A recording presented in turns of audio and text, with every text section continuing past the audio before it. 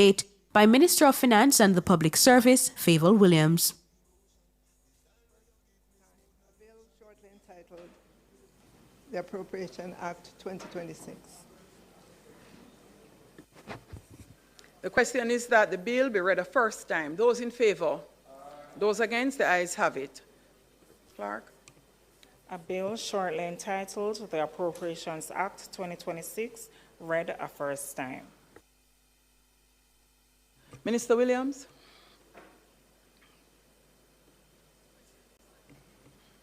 Madam Speaker, I beg to give notice of second reading of the bill. I further beg to give notice that at a later stage today, I will move for the suspension of the standing orders to enable me to take second reading of the bill and to commence the budget debate. Thank you, Minister. Public Business, House Leader.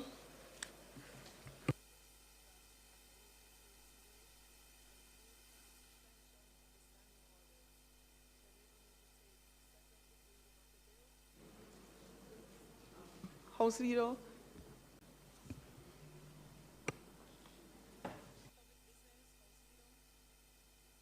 Start a chair mobility. After the thrill of Messi in 2025, the CONCACAF Champions Cup is back in Kingston this March as Mount Pleasant FA welcomes LA Galaxy to the National Stadium on March 19. It's the Caribbean's best against former German international and Borussia Dortmund star Marco Reus and the Galaxy. Kickoff is at 6 p.m. Admission $2,000 pre-sold, $2,500 at the gate. Get your tickets now online at caribtix.com or in-store at Meister Sports Portmore, Boot Gas Station, Draxall and Constant Spring Road. Sponsored by the Global Institute of Sports, the Sports Development Foundation, Power A, Medicare Ambulance Services and Happy Water. Tune in to The Revolution in Media on Tuesday, March 10 for Nationwide's post-budget analysis series. From 5:30 p.m. to 7 p.m., our panel of experts will break down the national budget and what it means for businesses, workers, and you. Hear insights from President of the Jamaica Manufacturers and Exporters Association, Catherine Silveira, Senior Lecturer of Economics at UWI Mona, Dr. Christine Clark, Senior Tax Manager at the JN Group.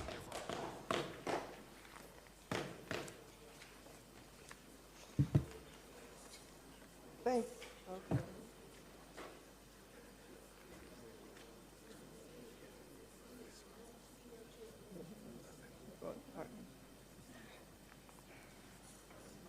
Thank you, Madam Speaker. Madam Speaker, recently on a popular radio station, I heard a popular commentator bemoan how much time politicians take in their budget speeches to say thank you to everybody and their mother.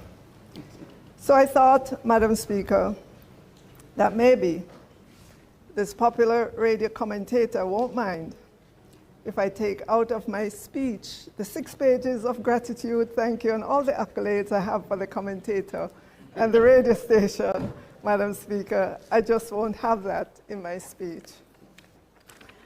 Fun aside, Madam Speaker, let me thank my constituents who've given me the opportunity to stand in Parliament for a 3rd term.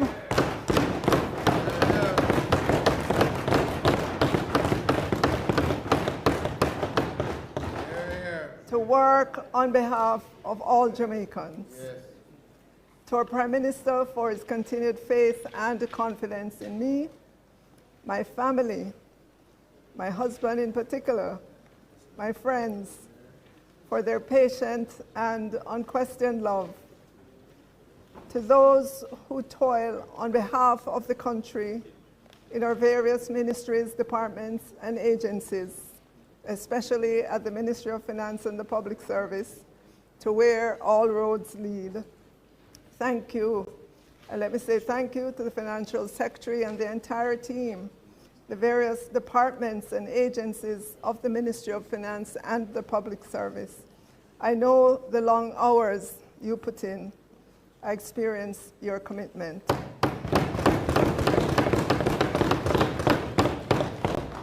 To my CPOs, Jamaicans from all walks of life, who send me encouraging words, I appreciate you taking the time to lift me up. My WhatsApp gets filled up fast, but I don't mind.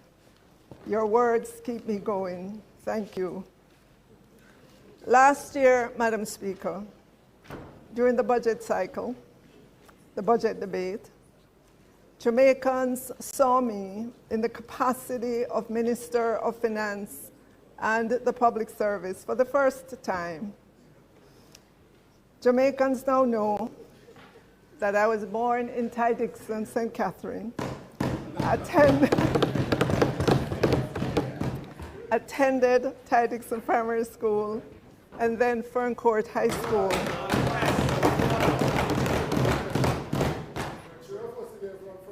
But Madam Speaker, what Jamaicans don't know is that my life's journey took me to the United States to join family. There, I had the good fortune to meet a wonderful Jamaican man at business school, at the Wharton Business School at the University of Pennsylvania. He's sitting in the gallery, Leo Williams.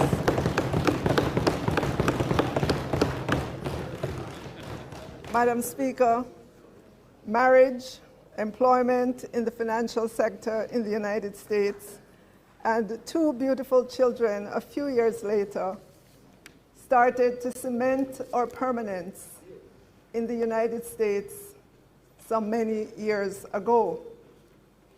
But a company in Jamaica, Madam Speaker, made an offer to my husband to come work for them in Jamaica.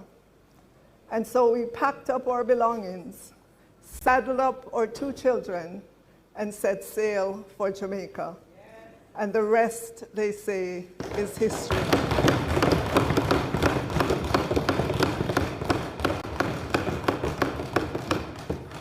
Madam Speaker, as I look back and reflect on my life, my journey to be standing here again today as Jamaica's first female Minister of Finance and the Public Service, I say to all young girls across Jamaica, gender does not have to limit your aspirations.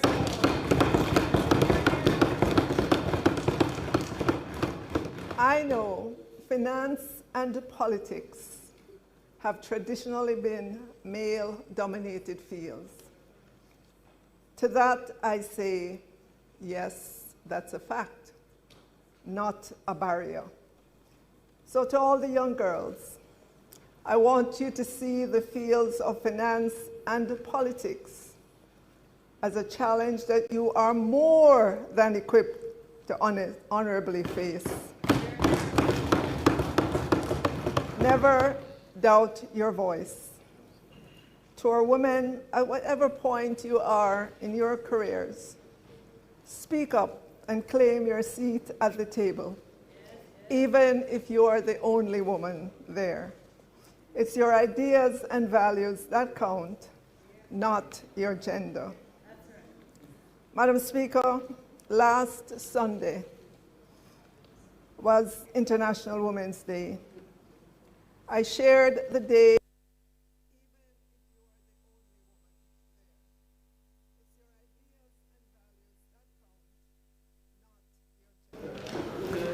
I also shared a social media post as well to wish all Jamaican women all the greatness they deserve. I said in the post, we achieve greatness when we tap into our resilience and strive for growth in all we do. But Madam Speaker, my thoughts did not stop there. I reflected on stories that have been surfacing over time concerning our women, especially the stories about intimate partner violence, and those stories of unwanted sexual overtures by some of our men who feel they have a right or feel entitled. Madam Speaker, I say to women all across Jamaica, because you do not object to the sexual overtures does not mean you give approval. Do not let anyone tell you that silence means consent. mash down that lie. It is one of those sayings that we are told from childhood days. That phrase, Madam Speaker, silent means consent, is meant to shut us down. It is meant to have us crawl into ourselves and never utter a word about the abuse or the abuser. And so I say to all our Jamaican women, married or unmarried, and to our girls who are suffering in silence, I pray you find your voice. I encourage you to speak out. Your boldness will help to sensitize this Jamaican society and begin the change in the hearts and minds of each person in our society, and I know of which I speak. To all our women and girls, know that this female Minister of Finance and the Public Service is in your corner.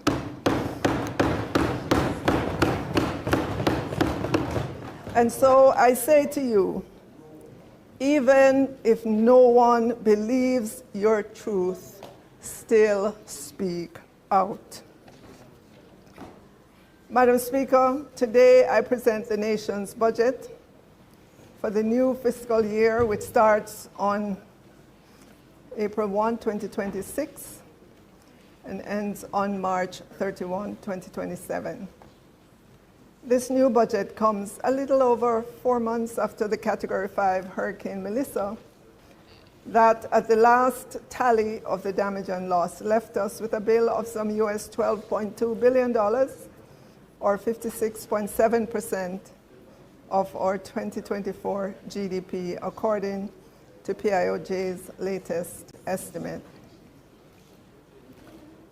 This budget is also being presented in the midst of a serious war that has sent oil prices soaring on the global market.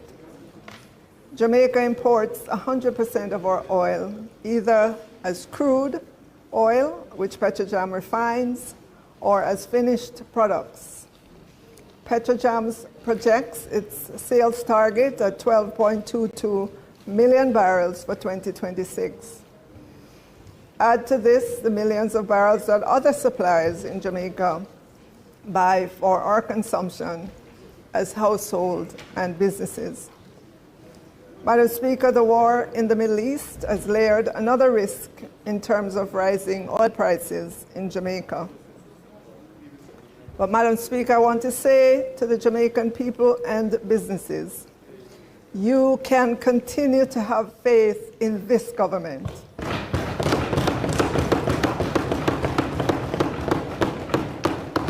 We have built the largest net international reserves of any government, Madam Speaker.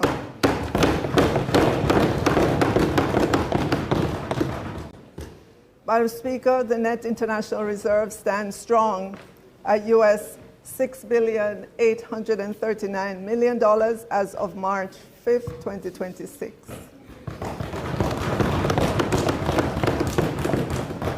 And Madam Speaker, if we take the gross rather than the net reserves and measure it in weeks of goods and services imports, that would be 36 weeks, based on the official figures that the Bank of Jamaica publishes.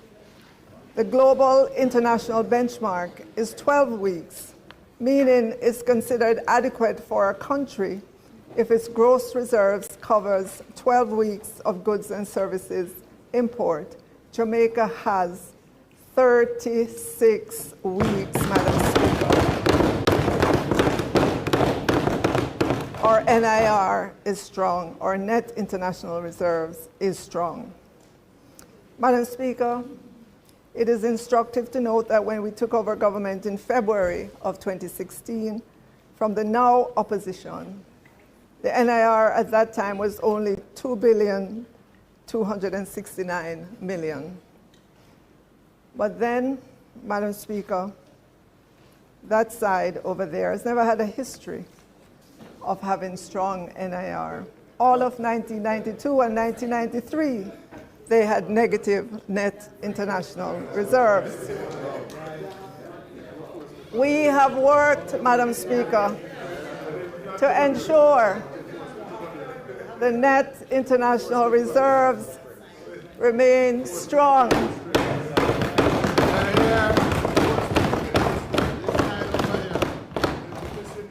We have worked hard, Madam Speaker, to ensure the net international reserves remain strong for moments like these, because we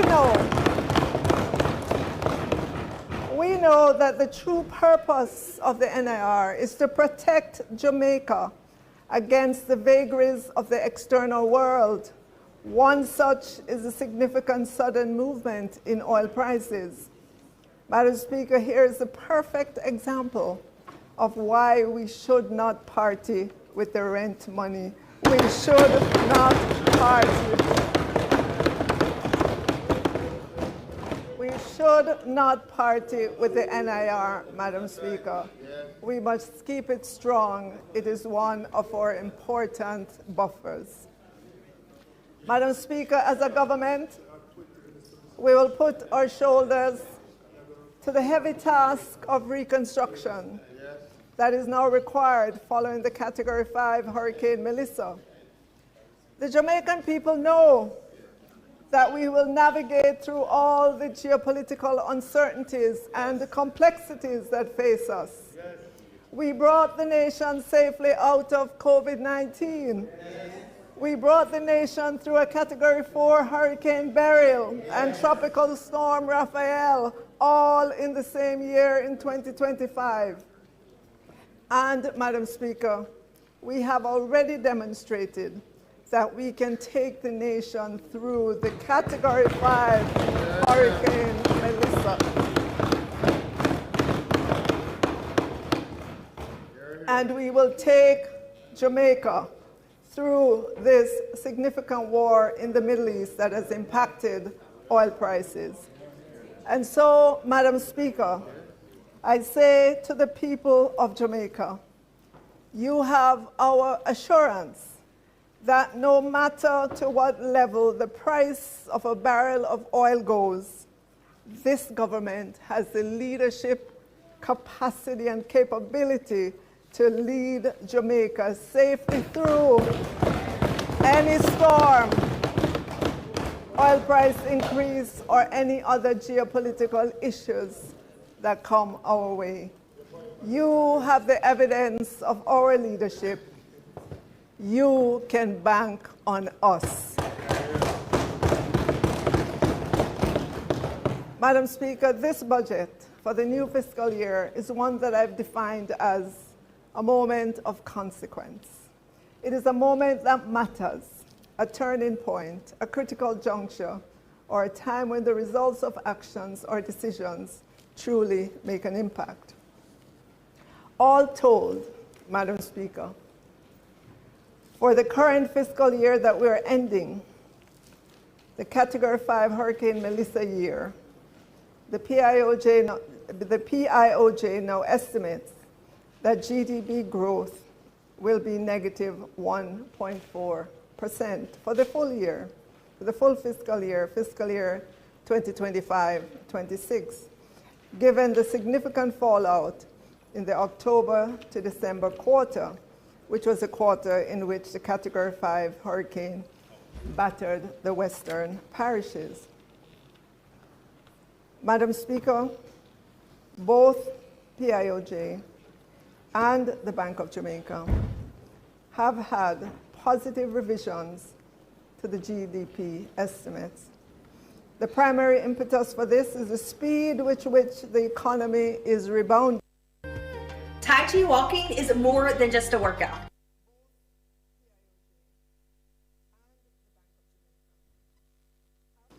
Fiscal year 2026-27, the PIOJ projects that the economy will return to growth in the range of positive 1% to 2%.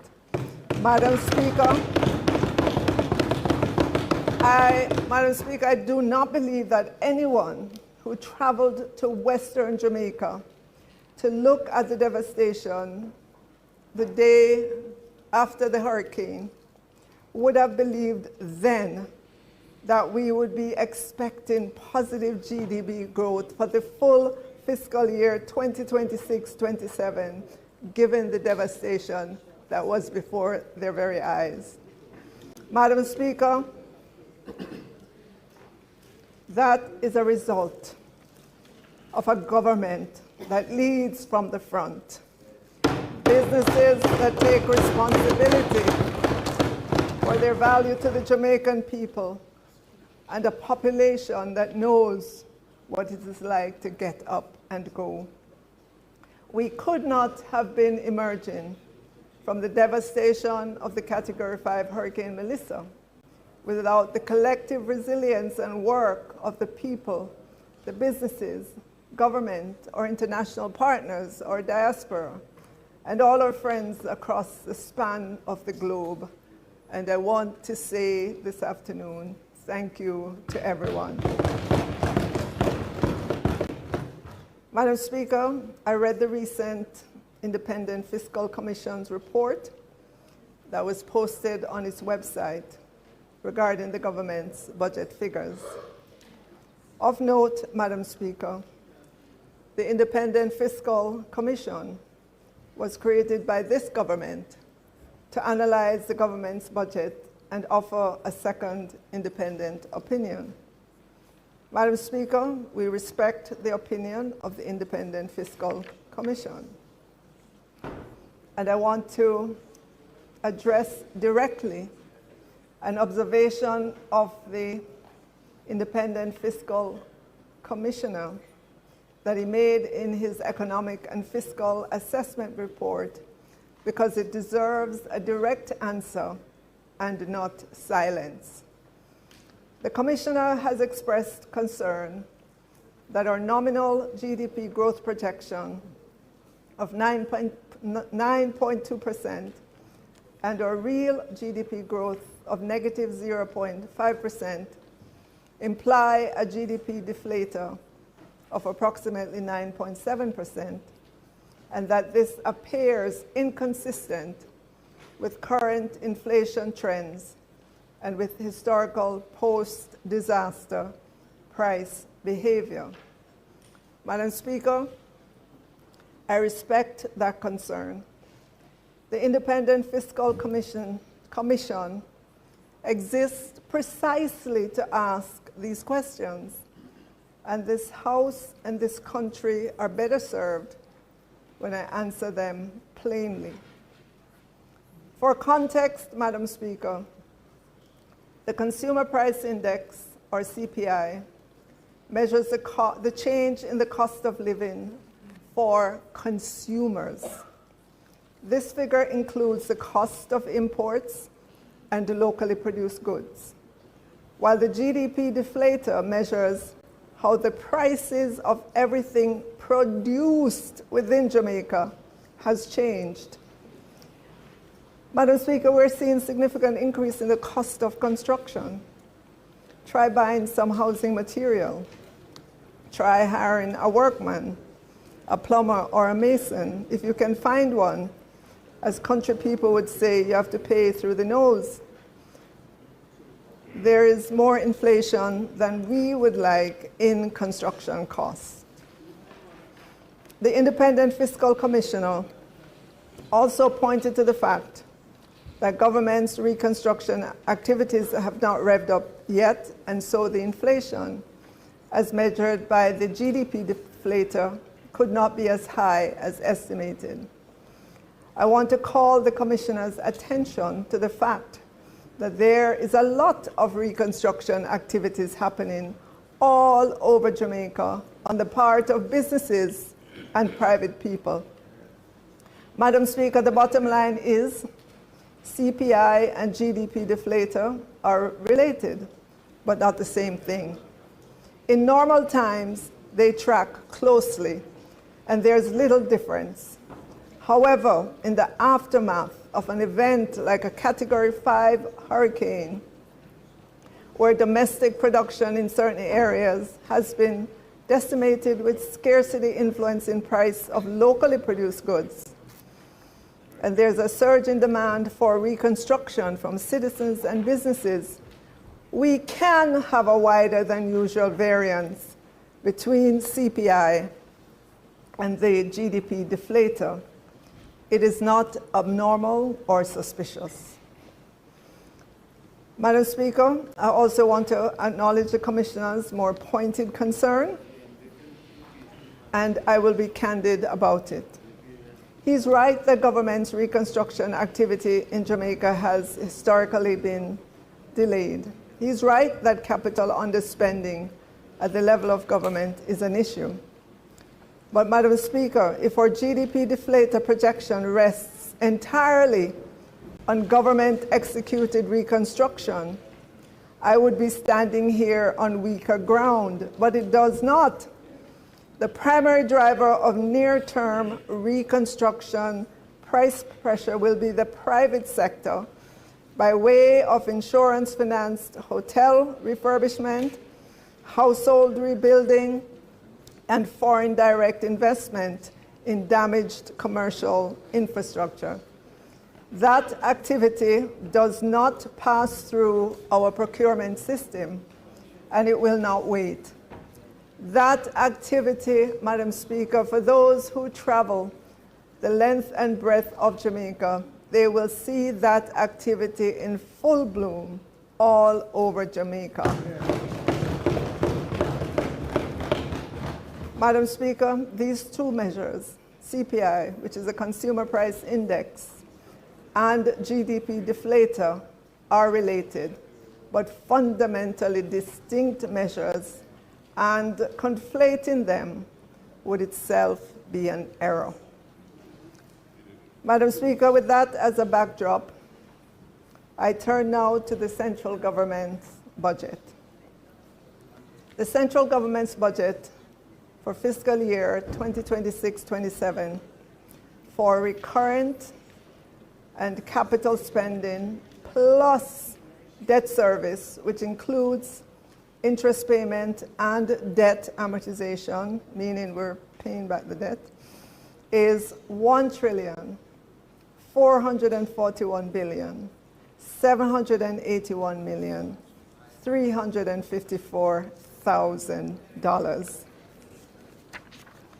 Madam Speaker, the summary components of the expenditure budget are outlined on page 1 to 4 of the estimates of expenditure 2026-27 for the financial year ending 31st March 2027.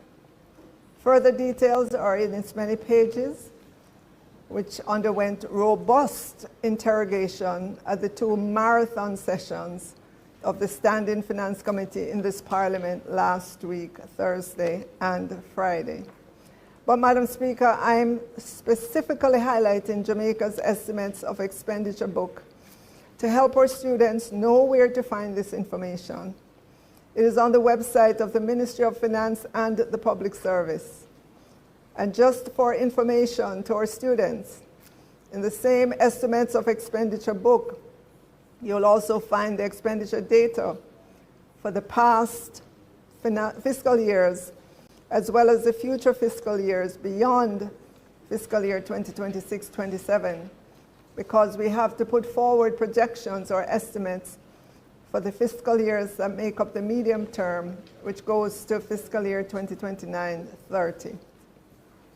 Madam Speaker, of significance, the expenditure for the fiscal year we're ending includes $67 billion of Hurricane Melissa spending. $67 billion, Madam Speaker, of which $24.1 billion was the loan to JPS to accelerate the return of electricity.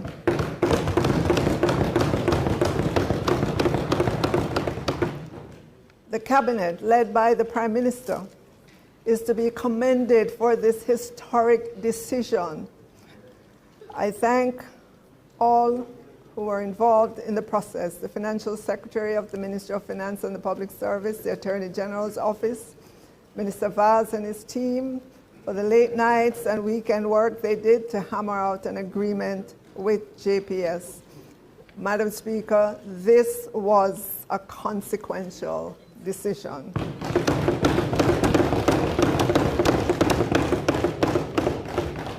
The Hurricane Melissa spend included $3.39 billion that went to Ministry of Tourism to support recovery of the tourism sector. The Development Bank of Jamaica received $3 billion for the M5 Business Recovery Program intended to accelerate Jamaica's economic recovery and strengthen resilience. Ministry of Water, Environment, Climate Change was allocated $3.25 billion to support NWC. Ministry of Labor and Social Security was allocated $11.2 billion, of which $10 billion was the grant to households under the Restoration of Owner or Occupant Family Shelter Program roofs to persons affected. There was also $155 million cash transfer for PATH recipients and $32 million for children with disability impacted by the hurricane. The Ministry of Education, Skills, Youth and Information was allocated $2.3 billion, Madam Speaker, to include $1 million to each of the 616 schools identified. The Ministry of Health and Wellness was allocated $2.3 billion for relief and recovery. The Ministry of Agriculture received $3 billion for relief and recovery within the agriculture and fisheries sector. $1.5 billion went to the Ministry of Energy, Transport and Telecommunication for its various departments and agencies. Ministry of Local Government and Community Development was allocated $4.6 billion for NSWMA pre- and post-hurricane cleanup, central government support to municipal corporations, and ODPEM post-relief efforts.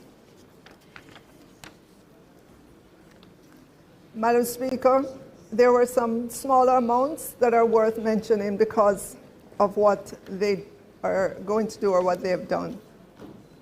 There was approximately in the budget,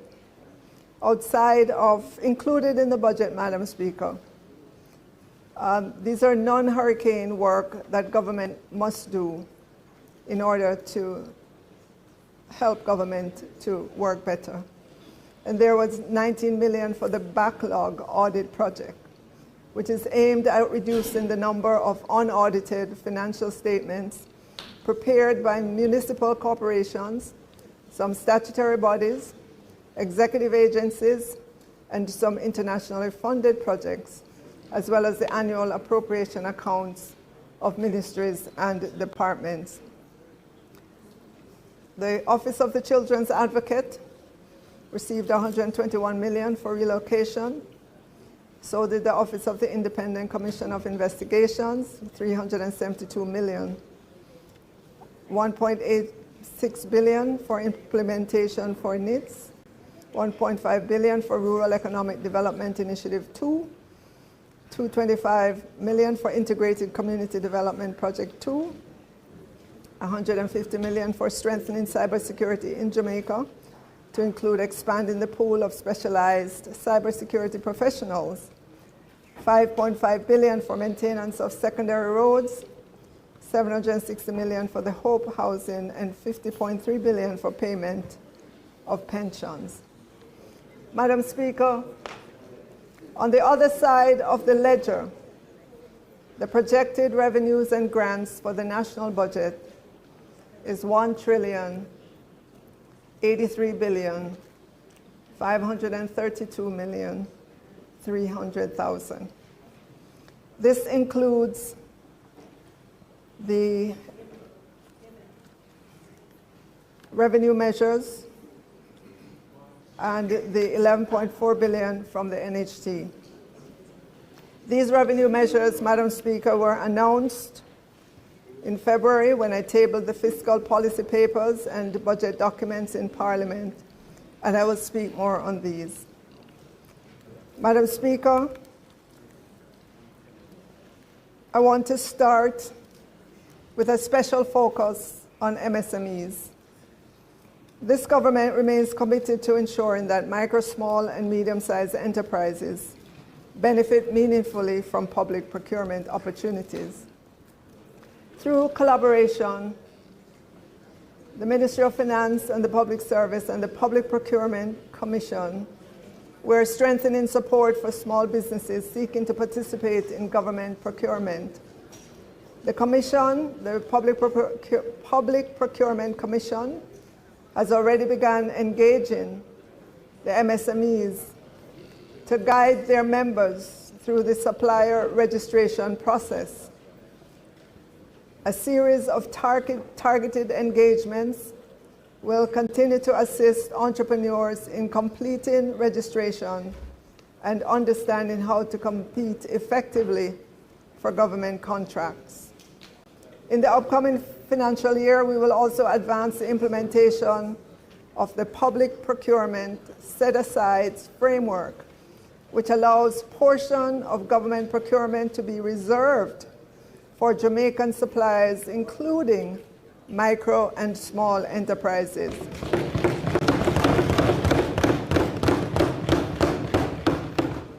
In partnership, Madam Speaker, with the Public Procurement Commission, we will establish and maintain a verified list of qualifying MSME suppliers to enable procuring entities to easily identify eligible businesses when applying the set-asides provisions.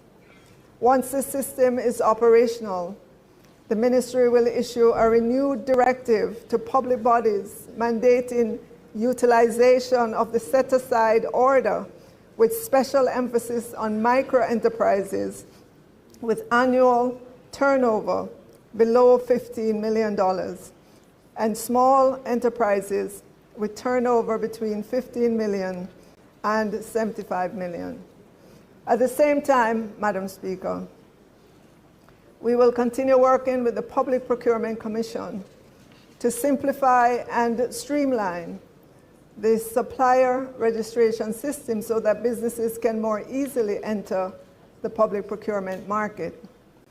These initiatives will ensure that government procurement not only delivers value for money, but also serves as a powerful tool for inclusive economic growth by opening more opportunities for Jamaican entrepreneurs. Do you think all dishwashing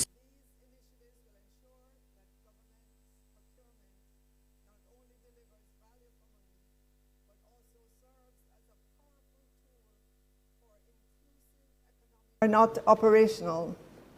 Now that the Public Procurement Commission maintains a registry, I've already discussed with them taking over the role of verifying qualifying suppliers and maintaining the list of qualified MSMEs. There will, however, be a need for some website software changes, and the PPC will likely need some additional budgetary support to execute the changes. Madam Speaker, it is possible to get done in this new fiscal year. I know the PPC will need some support, and I am committed. Once the system is modified, a new circular will be issued focused on micro and small enterprises. Madam Speaker, the Public Procurement Set-Asides Order 2019 defines a medium enterprise as having a turnover of between 75 million and 425 million. A micro enterprise is having a turnover of less than 15 million and small enterprises between 15 million to 75 million. I wholeheartedly believe we need to give plenty of hand-holding assistance to entities with turnover below $75 million to help them to navigate the complexities of the government's procurement system. The good news is no amendments are needed to the Act. It is the operationalization of the Act and regulations to which we must attend with haste. The SMEs can wait no longer.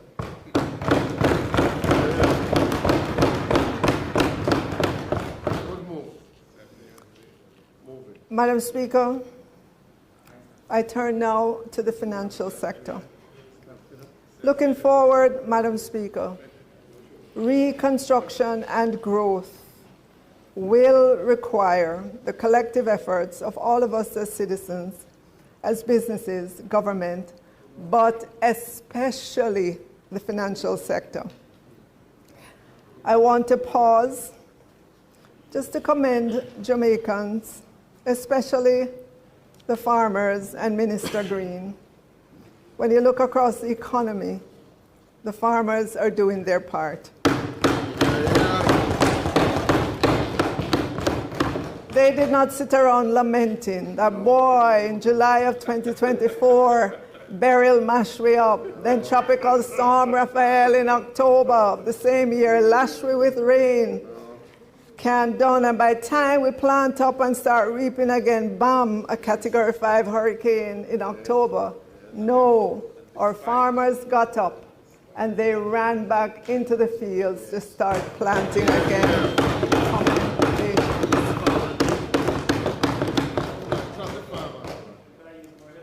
JPS did its part to get electricity back within 5 months.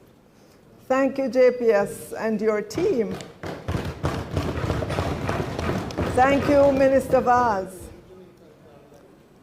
Madam Speaker, the telecom providers ran as fast as they could as well to get connectivity back in the badly damaged parishes. Thank you, telecom providers. We often cuss you when our calls are not going through and our phone screens are only saying connecting, connecting, connecting. So when you do something well, we need to commend you. I want to thank Minister Samuda and the NWC crew. Another entity that Jamaicans often have choice words for when they dig up the road. But this time, I want to say thank you, NWC. You worked tirelessly to have water back to the damaged parishes. Of course, first out of the blocks was the NWA, the JDF, and the JCF. And a big thank you must go to our Prime Minister.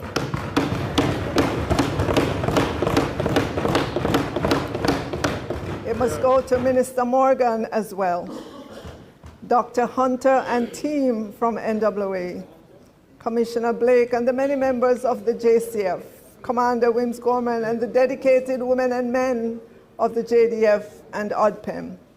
Madam Speaker, all across Jamaica, we can see evidence of green shoots.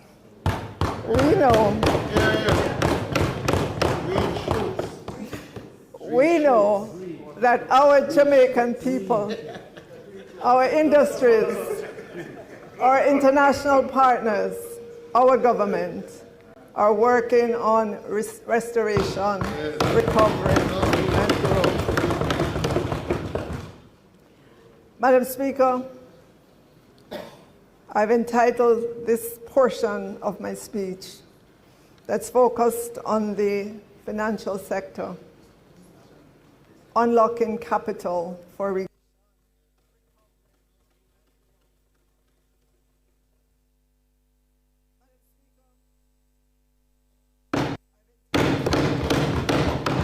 Madam Speaker, I'll be the first to acknowledge the many regulatory reforms over the years and the many institutions that have been established over the past 20 to 30 years in the financial sector.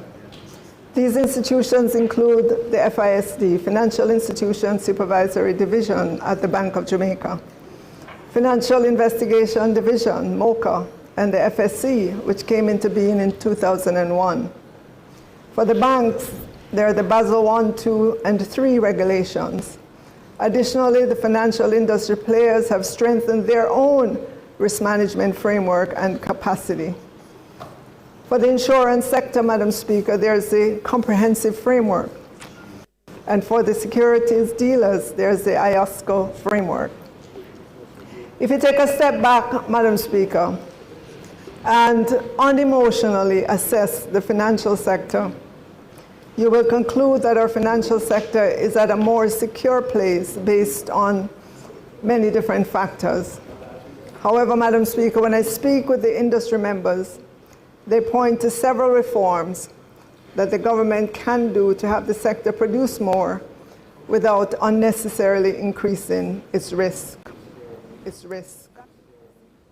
That said, Madam Speaker, I've gathered a list of reforms that the financial sector has been asking for. And the segment of the financial sector to which I speak are the securities dealers, life insurance companies, and pension funds, those supervised by the FSC. So, Madam Speaker, the government will be beginning with a carefully calibrated package of regulatory reforms designed to mobilize pools of local institutional savings from pension funds and the life insurance sector so that they can play a greater yet prudentially governed role in financing infrastructure, housing, energy, and productive private sector investment. These measures are practical, evidence-based, and sequenced to protect financial stability while unlocking capital for growth. Let me start with pensions. The fund held in pensions accounts are long-dated and patient funds, with investors whose return horizons naturally align with the long-term national investment needs. At present, pension funds face a 5% limit of total assets for investment in the equity of private companies. This constraint has materially limited the ability of pension schemes to participate in local corporate and infrastructure financing. Beginning in the new fiscal year, we will begin a process aimed at increasing the percentage of their assets that they can invest in the equity of private companies. We anticipate that together with the Financial Services Commission, we will take a small but consequential step to increase the pension fund private asset limit from 5% of total assets to 7.5% of total assets.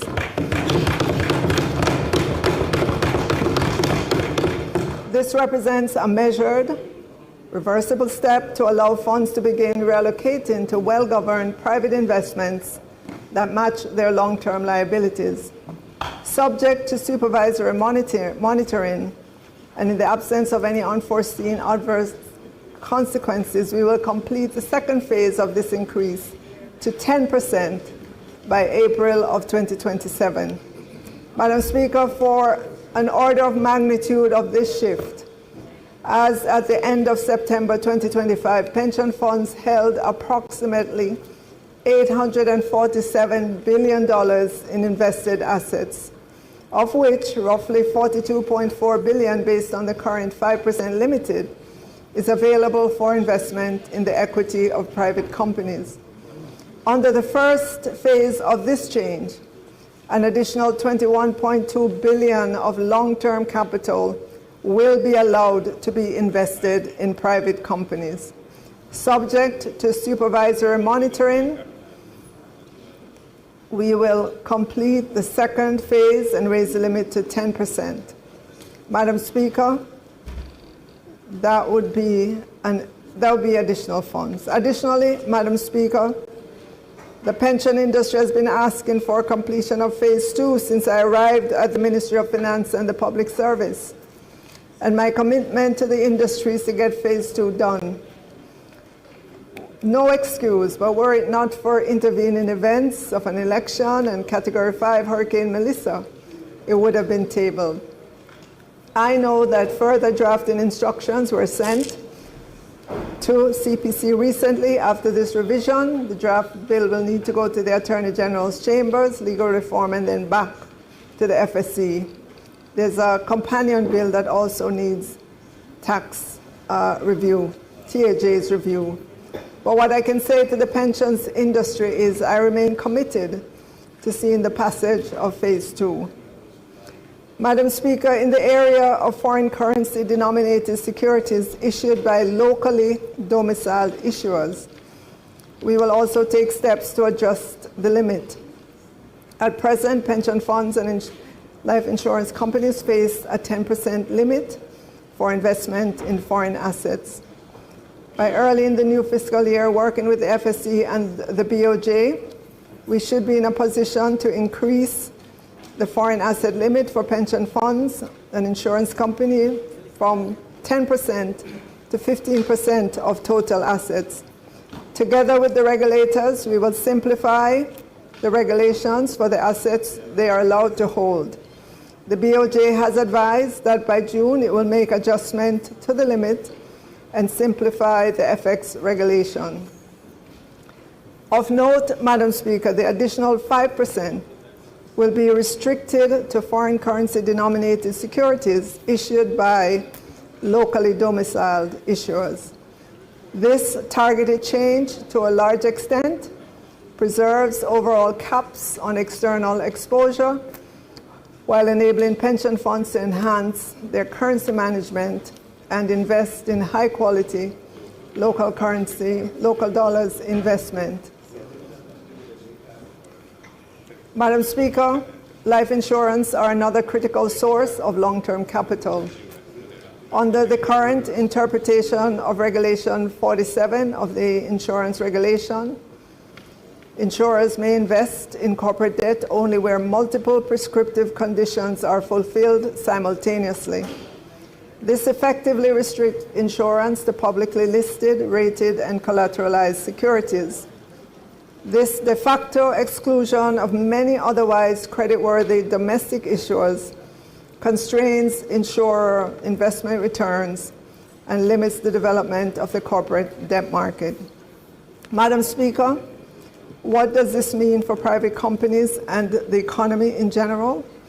It creates a meaningful new source of patient, long-dated, local financing under the two phases, given projected asset growth that can be deployed into corporate expansion, working capital, and project finance. For many mid-sized firms and infrastructure projects that face limited access to long-term bank credit, this represents an alternative funding channel with the potential for longer maturities and more competitive pricing.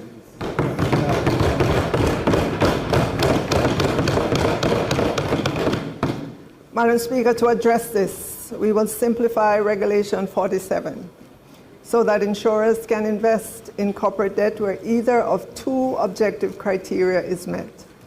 The revised framework will permit investments where instruments are secured by adequate collateral and bear fixed interest, or where instruments are issued, secured, or guaranteed by a solvent company assessed to be investment grade by a recognized rating provider, and that meets a 2x fixed charge earnings test over the prior 2 years. This change preserves important safeguards while expanding the investable universe and encouraging a deeper domestic corporate debt market. Madam Speaker, these changes will be reinforced by a set of complementary reforms the regulators will advance in parallel. First, we will review the capital adequacy framework for securities dealers in an effort to remove any elements that discourage intermediation in government and high-quality corporate securities. Second, we will introduce a risk-sensitive concentration framework for securities dealers, pension funds, and insurers that place greater emphasis by issuer quality and asset class rather than relying on blunt uniform caps. Third, we will examine the repurchase agreements framework with a focus on allowable assets and eligible collateral. And finally, Madam Speaker, we will look to reform collective investment schemes rules, exploring the efficacy of unit holder limits and liquidity management.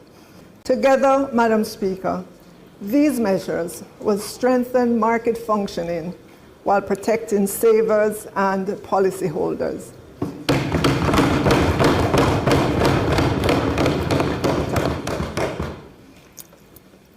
Sorry.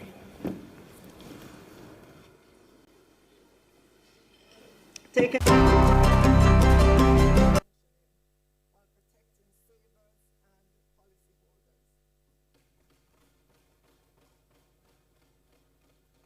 Markets improve price discovery and liquidity, and strengthen the capacity of pension funds and insurers to meet long-term obligations. They're aimed at lowering financing costs for infrastructure and private firms. They're aimed at supporting job creation, and they're aimed at contributing to a more resilient, diversified financial ecosystem. Madam Speaker, these proposals reflect a careful balance. We're removing unnecessary constraints that have kept capital idle, while embedding prudent governance and supervisory safeguards that protect investors, policyholders, pensioners, and the broader economy. With these measures, Jamaica will better mobilize its own savings, Madam Speaker, to finance our development priorities and strengthen the foundation for sustainable growth.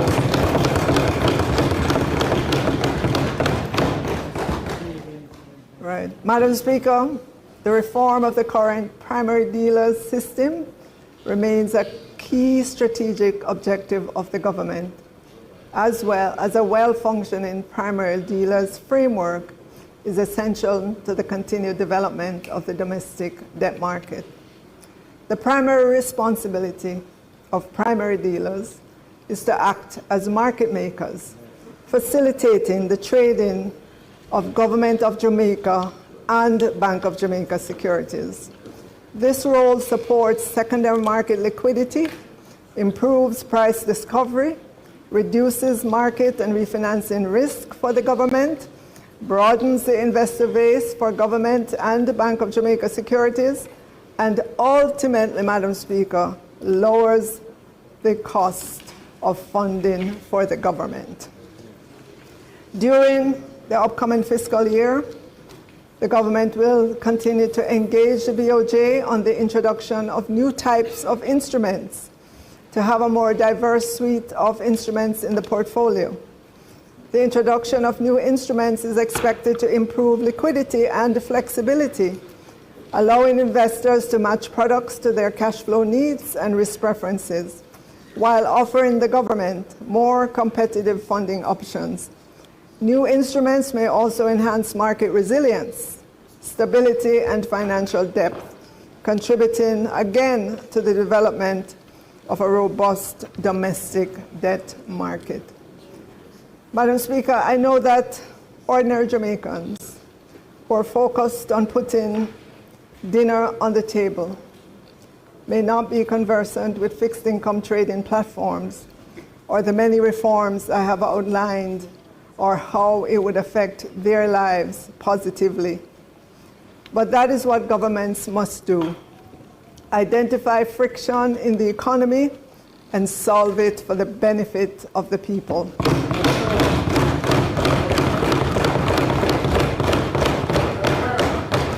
And so, Madam Speaker, our plan is to transform the traditional opaque and fragmented bond markets by centralizing access, automating workflows, and unlocking powerful analytics for all participants. The fixed income trading platforms will establish a centralized and standardized framework for the listing, trading, and management of Government of Jamaica securities. The implementation of the platform is expected to reduce transaction, settlement time, and counterparty risks, and increase participation by both domestic and international investors, thereby broadening the investor base, strengthening price discovery, supporting the development of an efficient yield curve, and enhancing liquidity in the secondary market. Other benefits that are anticipated to be derived from the implementation of the platform are enhanced trading efficiency, transparency, and overall market development within the domestic debt market. To increase secondary market trading, the Government of Jamaica, in collaboration with the BOJ, the Jamaica Stock Exchange, and the Financial Services Commission, intends to launch the fixed income trading platform in very short order, Madam Speaker. Madam Speaker, all of these reforms that I've outlined for the financial sector have one aim, Madam Speaker, to make the financial sector work better for the Jamaican people and the businesses, full stop.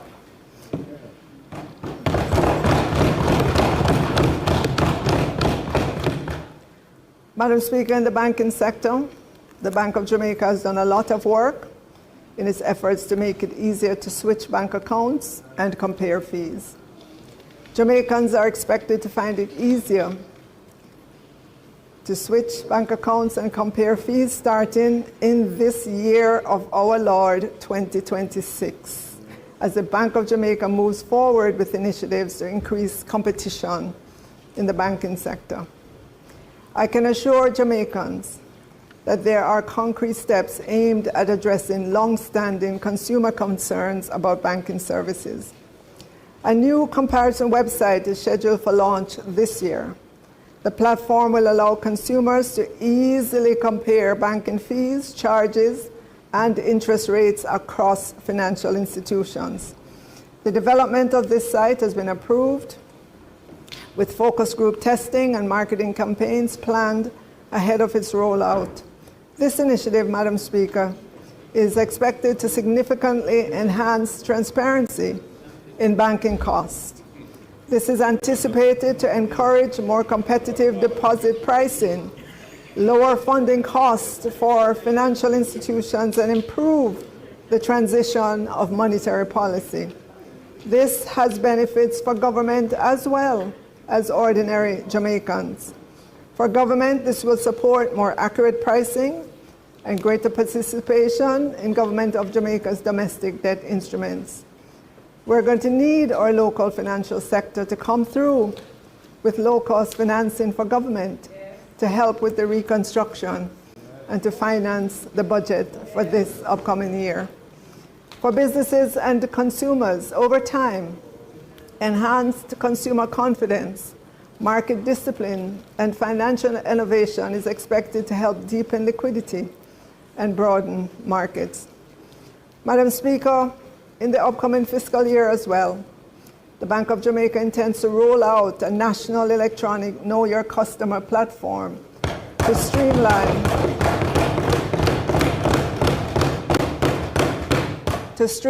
and standardize the process of opening bank accounts. It will expand financial inclusion and reduce paperwork. The system will function as a secure, centralized digital gateway for identity verification and customer due diligence, enabling banks to onboard customers more efficiently through a single access point. The initiative is designed to fix existing Know Your Customer processes that the BOJ says are manual, repetitive, costly, and inefficient. This project has reached approximately 50% completion, with vendor selection and implementation planning currently underway. The eKYC utility, Madam Speaker, forms part of Jamaica's wider effort to modernize and digitize its financial infrastructure.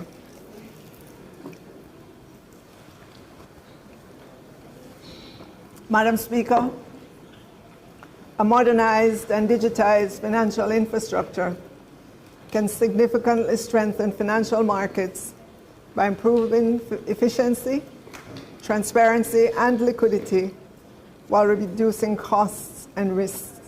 It is expected to enhance market accessibility, strengthen investor confidence, and ultimately lower borrowing costs for government, for businesses, and customers. Madam Speaker, Jamaicans are attuned to the significant benefit of the government having a rainy day fund, a hurricane fund. We're working to replenish the suite of disaster risk financing instruments to protect against the uncertainty of natural disasters. Accordingly, the government intends to renew the CRIF insurance policy.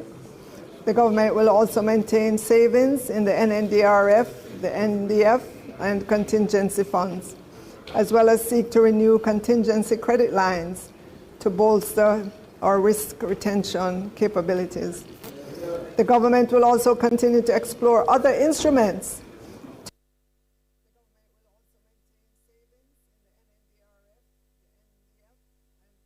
Having these buffers against natural disasters, Madam Speaker, is an important underpinning when international rating agencies assess Jamaica's creditworthiness. Our current ratings stand at Moody's BA3 with a stable outlook. S&P or Standard & Poor's at BB, also with a stable outlook. And Fitch at BB-, equally with a stable outlook. Madam, show that all the dates for the ratings and the ratings changes are all after the Category 5 hurricane.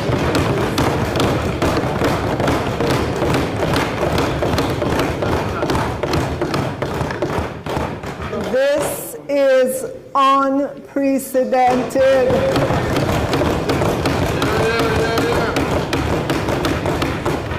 Unprecedented in Jamaica's history. And the people of Jamaica are to be commended for the sacrifices that they have made to have our international credit rating so aligned. Confidence of our rating agencies and our international partners in Jamaica's credit worthiness is not just for investors overseas.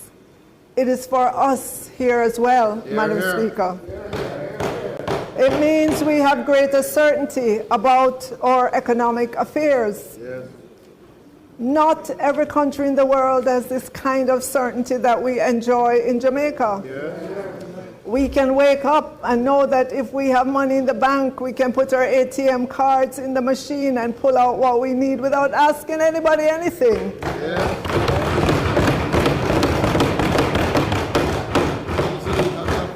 We know we have the freedom to travel. We don't have to line up if we need some foreign exchange to buy a personal item on a platform halfway around the world. And we have certainty that our children can go to school. Life could be very miserable, Madam Speaker, if Jamaica loses the faith and confidence that the global financial market has in us. We have to guard these ratings and strive to make them better. Madam Speaker, these credit ratings are our oil. They are our gold, Madam Speaker. Madam Speaker, I spent a lot of time on the financial sector reforms, and it is with good reason. We will need the financial sector this upcoming year to help to fund the financing gap that we have. If you look at the screen, Madam Speaker, you will see that for the fiscal year, the new fiscal year coming up, we have a budget deficit, a fiscal deficit of $190.6 billion. We also have debt payment, and I'm sorry, there should be a parentheses around those numbers, of $167.6 billion. This gives us a total of $358.2 billion in terms of the total financing gap for this new fiscal year. In order to fund that, Madam Speaker, we will have to borrow $247 billion, and hence my focus on our financial sector and the many reforms to do so that they can easily help us to fund this gap.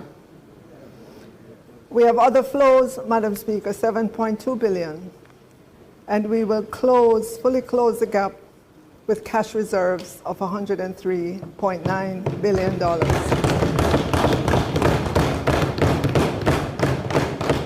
In our medium-term debt management strategy book, we detail for the market when we are likely to be in the market for funding.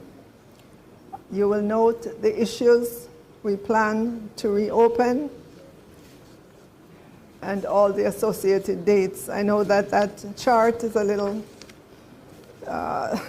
too tiny. Well, in terms of the print, it's too tiny, but it's in our medium-term debt management book. It's all detailed there for the financial sector to see exactly what we will be doing, what dates we plan to do it on, what are the instrument type, and the method of issue.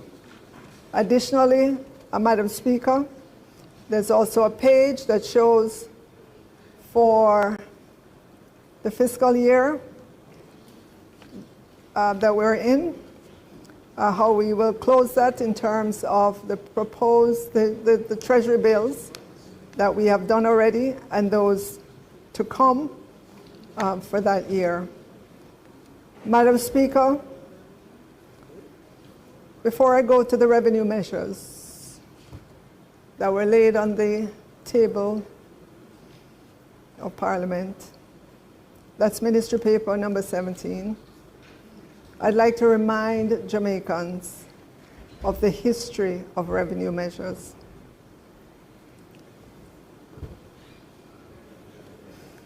And if I could get that chart, I'd speak to it. Madam Speaker, if you go back to 2012, you can see that every year, 2012, 2013, 2014, 2015, the PNP government of the day brought 19 billion of tax measures in fiscal year 2012, 15 billion in fiscal year 2013, 7 billion in fiscal year 2014, and 10 billion in fiscal year 2015. When we took over in 2016, with our promise to raise the threshold to 1.5, and we came in, we had to increase taxes, but we also offset those. The increase in the threshold to 1.5 was offset with taxes. But Madam Speaker, for those looking on will tell you that it was revenue neutral. Rio Hotels. Loyalty sale is here.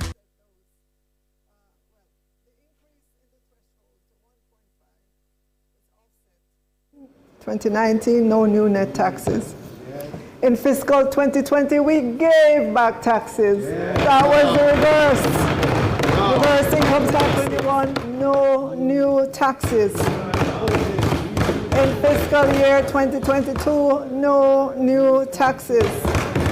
In fiscal year 2023, no new taxes. Fiscal year 2024, no new taxes. Fiscal year 2025, no new taxes. Madam Speaker, this year, this new fiscal year, for the first time, this JLP administration has had to ask Jamaicans to pay more in SCT for cigarettes, non-alcoholic sweetened beverages, more SCT on liters of pure alcohol, more in environmental levy, tourism activities, and join a lot of other countries to get Jamaica's fair share of the digital world, reduction in duty concession allowance, and continued distribution from the NHG. This is the first time since 2016 that this government has had to ask Jamaicans to pay new taxes.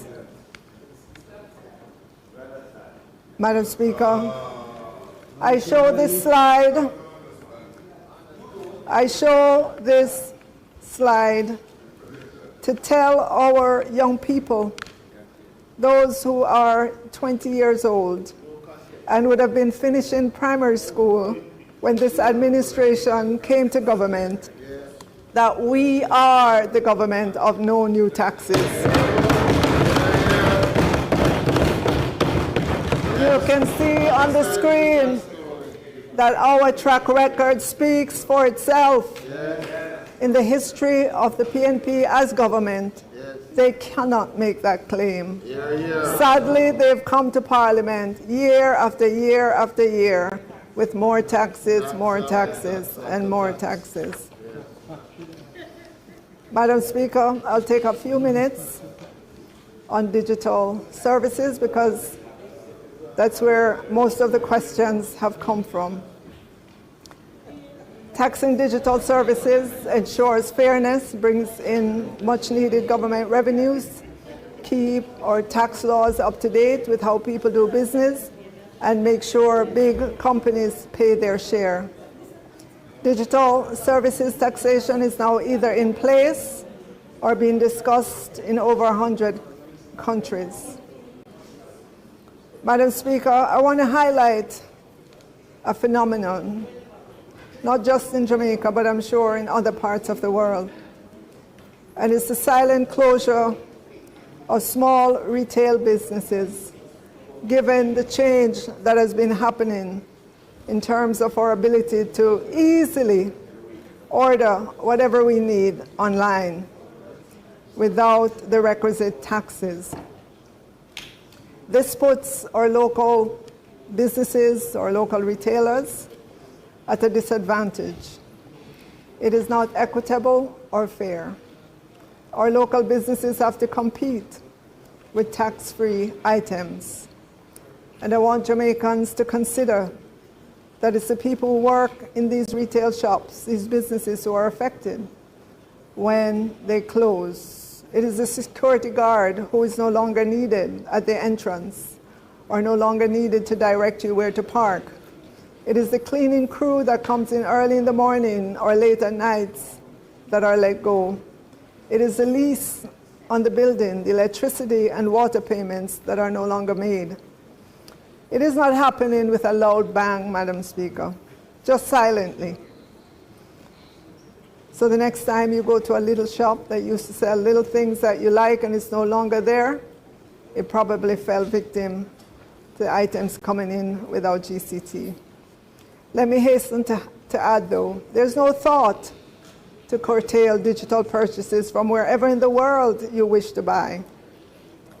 You will note you have no trouble getting foreign exchange to make the purchase. I'm simply highlighting a phenomenon that is happening and which, as government, we have to be keyed. Madam Speaker, regarding the request for aligning of the filing and payment dates of annual corporate income tax, I want to say to those who've come to us to have us look at the dates, we're listening, and we ask that you allow us to see the impact of the current dates that we've put forward. TAJ has some concerns that if we change the dates, 2 steps would be involved, but I've asked them to come back to me at the end of the first month, during which this will be implemented, to let me know what the performance has been. But we will assess in the new fiscal year, and we will tell you of our findings.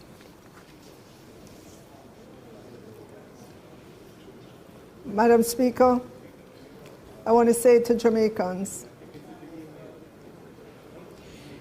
capturing our fair share of digital economy revenues is no longer just a good idea, it's essential.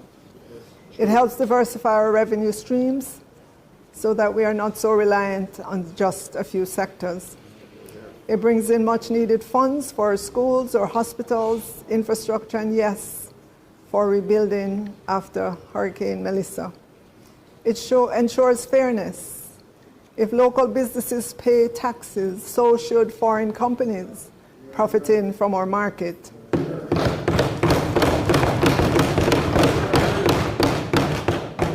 Madam Speaker, this isn't about creating new burdens. No. It is about making sure the new digital landscape works for Jamaica, just as much as it works for the giant global companies. We are embracing the future but ensuring that future is one where Jamaica gets its fair share. Hear, hear. Madam Speaker,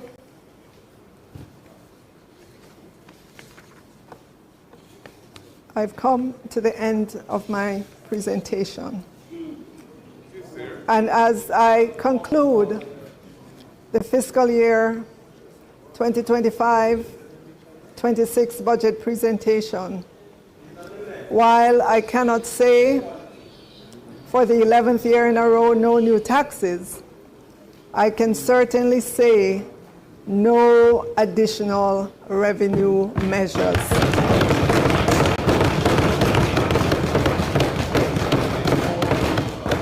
I will remind Jamaicans that come April 1, the new threshold takes effect, 1.9 million threshold.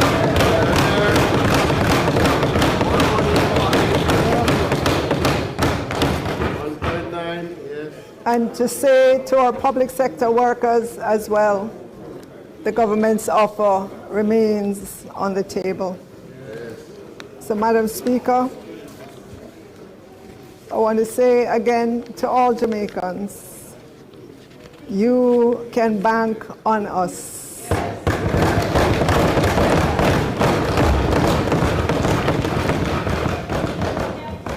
You have seen our performance, and we will take this nation safely through whatever the world throws at us, whatever the climate throws at us. We have the capability, we have the leadership to take Jamaica through any adversity. And so,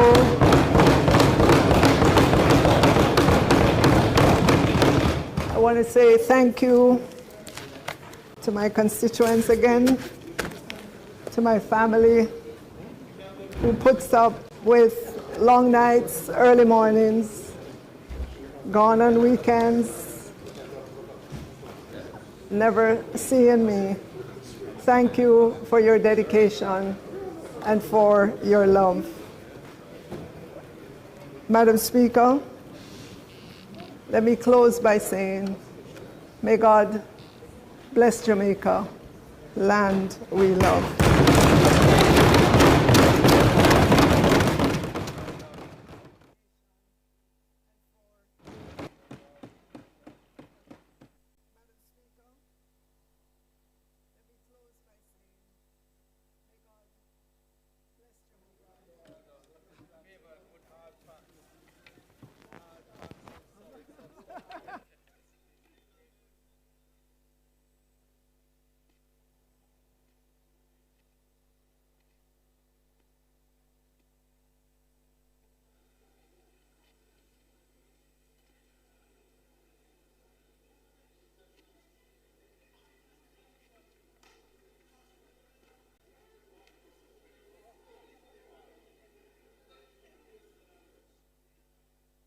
That was the opening of the 2026-27 budget debate by Minister of Finance and the Public Service, Fayval Williams.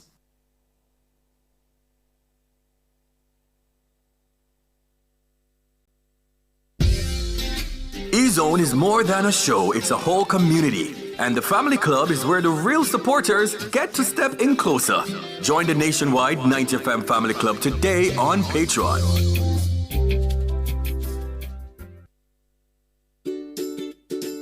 As a parent, you give your children a good start in life.